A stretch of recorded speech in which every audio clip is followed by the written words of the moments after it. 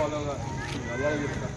కష్టగారంటే చక్కగా చూడండి చెప్తాను. మర్యాద మనం మాట్లాడాలి, అది మన బాధ్యత.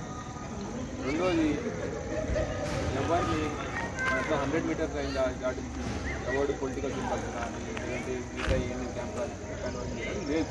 అది క్లియర్ రూల్. ఒకటి చేసినా ఇంకోటి గొడవలు వస్తాయి. వాళ్ళు కూడా తెలుసు, వాళ్ళు కూడా చేసి వాళ్ళు కొత్తగా వస్తుంది.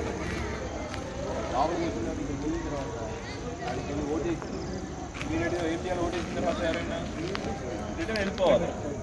నేను ఇక్కడే తిరుగుతాను అంటే మా అత్త వచ్చింది, లేదంటే మా బావమరిది వచ్చాడు, మా బాబాయ్ వచ్చాడు, ఇవన్నీ చెప్పదు. అదే ఓటు వేసామా, ఓటేసి వెళ్ళిపోయాము. 100 మీటర్లు అయిన తర్వాత మీరు వెళ్ళి వాళ్ళ ఇంటికి వెళ్ళినా దేవుని మాట్లాడాలి. సో అది మనం చెప్పాలి. మనం స్ట్రిక్ట్గా కాబట్టి మనం చక్కగా చెప్పాలి, స్ట్రిక్ట్గా ఉండాలి, ఫర్మ్గా ఉండాలి. సేమ్ టైం మర్యాదిస్తూ అయిపోయింది ఓటేసారి వెళ్ళిపోండి, మిగతా అన్నీ వద్దు మనకి అట్లా చెప్తే అయిపోద్ది. ఇక్కడ ఇబ్బంది ఏంటంటే మీకు 7,500 ఓట్లు పడాలి. 14 వార్డులు అయినా ఎన్ని వార్డులు అయినా అవ్వండి, 14 వార్డులు అంటే 500 ఓట్లు పడాలి. ఒకవేళ 1 గంట కానీ అవ్వకపోయింది అనుకోండి, ఏమవుతుంది 2 దాకా అవుతుంది, కొంచెం డిలే అవుతుంది.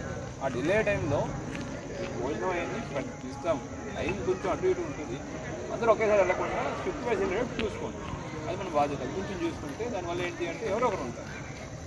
రెండోది, సాయంత్రం అవుతుంది ఇక్కడ ప్రతి 1400 ఓట్లు వేయడం కాదు, ఇప్పుడు 7,500 ఓట్లు, 7,500 ఓట్లు కౌంటింగ్ కూడా చెప్పేది జరగాలి. రేపు జరగాలి అంటే ఏంటి, ఆడైనా అందరూ వార్డ్ వైజ్ తిరుగుతుంది.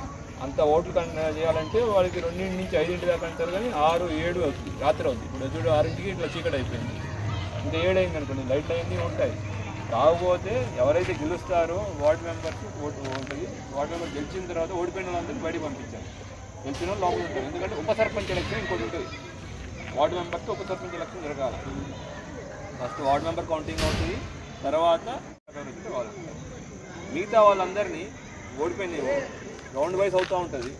ఓడిపోయిన అంటే ఓడిపోయిన పంపించేస్తూ ఉంటారు. కౌంటింగ్ లోపలికి, హాల్ లోపలికి ఎవడైతే నుంచున్నాడో అతను లేదా ఆమె, వాళ్ళతో పాటు ఇంకొక ఏజెంట్, ఇద్దరులో ఎవరో ఒకరు. అంటే ఇప్పుడు నేను నుంచున్నాను, నా ఏజెంట్ కింద మీ సిఐ గారు ఉన్నారు, విజయ్ బాబు గారు, ఇద్దరు ఒకేసారి వెళ్తా అంటే ఒప్పుకోకండి. ఇద్దరులో ఎవరో ఒకరు ఉండాలి, ఒకరు నెలలో.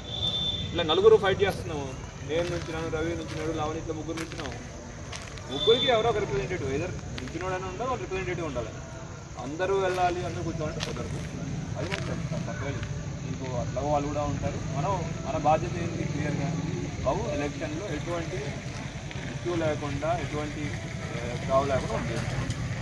ఉన్నారంటేనే జనరల్లీ వాళ్ళు ఏం చేయరు, వాళ్ళు అంత ధైర్యం చేయరు, అది మనం చూసుకోవాలి. సో మీకు accommodation to food and other things will be taken care. కొంచెం అటు ఇటు అయినా లెటర్స్లో విల్ టేక్ కేర్. ఓకే.